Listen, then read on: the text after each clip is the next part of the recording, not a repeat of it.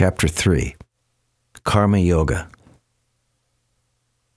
Arjuna said, O Janardhan, O Keshava, why do you urge me to engage in this ghastly warfare, if you think that intelligence is better than fruitive work? My intelligence is bewildered by your equivocal instructions. Therefore, please tell me decisively what is most beneficial for me. The Blessed Lord said, O sinless Arjuna, I have already explained that there are two classes of men who realize the self. Some are inclined to understand him by empirical philosophical speculation, and others are inclined to know him by devotional work. Not by merely abstaining from work can one achieve freedom from reaction, nor by renunciation alone can one attain perfection. All men are forced to act helplessly according to the impulses born of the modes of material nature. Therefore, no one can refrain from doing something, not even for a moment. One who restrains the senses and organs of action, but whose mind dwells on sense objects, certainly deludes himself and is called a pretender. On the other hand, he who controls the senses by the mind and engages his active organs in works of devotion, without attachment, is by far superior. Perform your prescribed duty, for action is better than inaction. A man cannot even maintain his physical body without work. Work done as a sacrifice for Vishnu has to be performed, otherwise work binds one to this material world. Therefore, O son of Kunti, perform your prescribed duties for his satisfaction, and in that way you will always remain unattached and free from bondage. In the beginning of creation, the Lord of all creatures sent forth generations of men and demigods, along with sacrifices for Vishnu, and blessed them by saying, Be thou happy by this yajna, sacrifice, because its performance will bestow upon you all desirable things. The demigods, being pleased by sacrifices, will also please you. Thus nourishing one another, there will reign general prosperity for all. In charge of the various necessities of life, the demigods, being satisfied by the performance of yajna, sacrifice, supply all necessities to man. But he who enjoys these gifts without offering them to the demigods in return is certainly a thief. The devotees of the Lord are released from all kinds of sins because they eat food which is offered first for sacrifice. Others who prepare food for personal sense enjoyment verily eat only sin. All living bodies subsist on food grains, which are produced from rain. Rains are produced by performance of yajna, sacrifice, and yajna is born of prescribed duties. Regulated activities are prescribed in the Vedas, and the Vedas are directly manifested from the Supreme Personality of Godhead. Consequently, the all-pervading transcendence is eternally situated in acts of sacrifice. My dear Arjuna, a man who does not follow this prescribed Vedic system of sacrifice certainly leads a life of sin, for a person delighting only in the senses lives in vain. One who is, however, taking pleasure in the self, who is illumined in the self, who rejoices in and is satisfied with the self only, fully satiated, for him there is no duty. A self-realized man has no purpose to fulfill in the discharge of his prescribed duties, nor has he any reason not to perform such work. Nor has he any need to depend on any other living being. Therefore, without being attached to the fruits of activities, one should act as a matter of duty, for by working without attachment, one attains the supreme.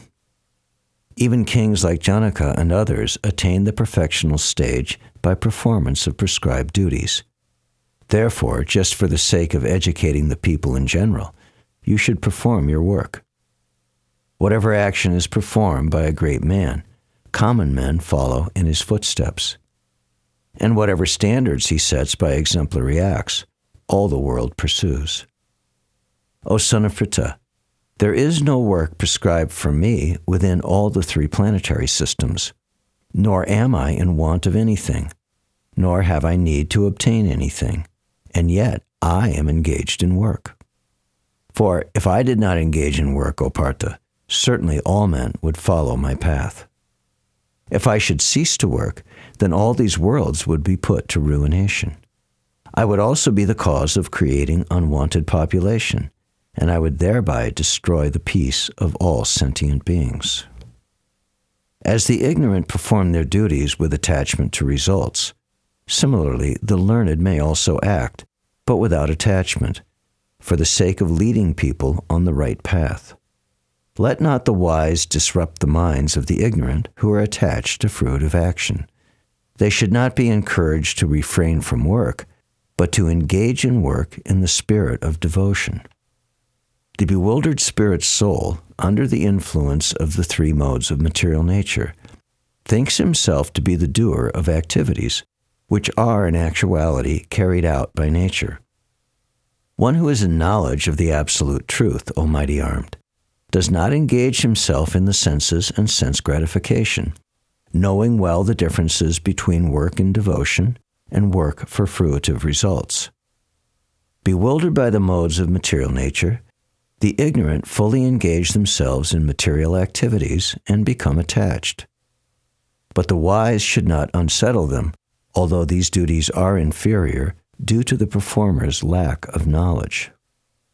Therefore, O Arjuna, surrendering all your works unto me, with mind intent on me, and without desire for gain and free from egoism and lethargy, fight. One who executes his duties according to my injunctions, and who follows this teaching faithfully, without envy, becomes free from the bondage of fruitive actions. But those who, out of envy, disregard these teachings and do not practice them regularly, are to be considered bereft of all knowledge, befooled, and doomed to ignorance and bondage. Even a man of knowledge acts according to his own nature, for everyone follows his nature. What can repression accomplish? Attraction and repulsion for sense objects are felt by embodied beings, but one should not fall under the control of senses and sense objects because they are stumbling blocks on the path of self-realization. It is far better to discharge one's prescribed duties, even though they may be faulty, than another's duties. Destruction in the course of performing one's own duty is better than engaging in another's duties, for to follow another's path is dangerous.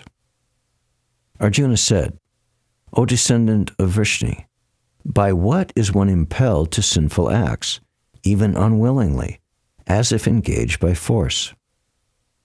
The Blessed Lord said, It is lust only, Arjuna, which is born of contact with the material modes of passion and later transformed into wrath, and which is the all-devouring, sinful enemy of this world. As fire is covered by smoke, as a mirror is covered by dust, or as the embryo is covered by the womb. Similarly, the living entity is covered by different degrees of this lust. Thus, a man's pure consciousness is covered by his eternal enemy in the form of lust, which is never satisfied and which burns like fire. The senses, the mind, and the intelligence are the sitting places of this lust, which veils the real knowledge of the living entity and bewilders him. Therefore, O Arjuna, best of the Bharats, in the very beginning curb this great symbol of sin, lust, by regulating the senses, and slay this destroyer of knowledge and self-realization. The working senses are superior to dull matter. Mind is higher than the senses. Intelligence is still higher than the mind, and he, the soul, is even higher than the intelligence. Thus, knowing oneself to be transcendental to material senses, mind, and intelligence, one should control the lower self by the higher self, and thus, by spiritual strength, conquer this insatiable enemy known as lust.